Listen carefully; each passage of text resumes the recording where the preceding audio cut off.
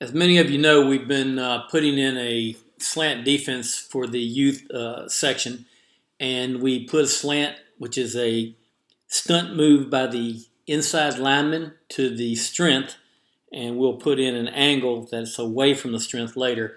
But we want to talk to you a little bit about the one that we just put in this past week, and it's out of a 5-3. And if you're coaching the younger 6, 7, 8-year-olds, maybe 9-year-olds, maybe you just want to get your defensive lineman hit it the way you want to and leave well enough be and just let them find the football. But as the player gets a little bit older, some 9-year-old, 10, 11, 12, you want to teach a read here. And in a situation where typically the nose would be reading the center, the tackle would be reading the tackle, and the tackle would be reading the tackle.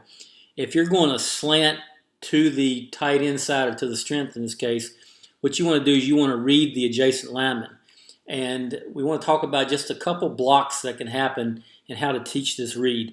So the first thing you want to do is you want this nose. We'll take the nose as the example here. You want to try to stay somewhat square, step lateral, and you want to rip the backside hand and elbow and hip through. But as you do that, you want to read what this guard is doing. So one of the things that might be happening with the guard is the guard could be pulling outside on a sweep play. If the nose gets that in this situation, just get in his hip pocket and run with him. That guard should take you right to the play, and you may actually have the nose make the play in the backfield. The second thing that could happen would be for the guard to block down on the nose. Maybe would be a double team with the center, in this case right here. And if that happens, then what you want to do is go ahead and cross that face if you can and get in this B gap, because probably what's going on is you've got some kind of pull coming from the backside. Whereas normally you would stay in this A gap and squeeze it, go ahead and let the young player just get across the face and get to the football. All right, so that's two of the blocks that we would talk about. The third one is that if you were getting some type of zone scheme away, meaning that you've got the tackle and the tight end going away, zoning that tackle right there, and you got the same thing going on right here with your center and guard. As you get that, what you want to do now, if that nose guard stunts over here and sees that guard going away, just to stay in that A gap. Keep pressing that A gap and don't let that zone form, because if the zone breaks up and this guard comes up on the mic, then the nose should go make the play in that A gap.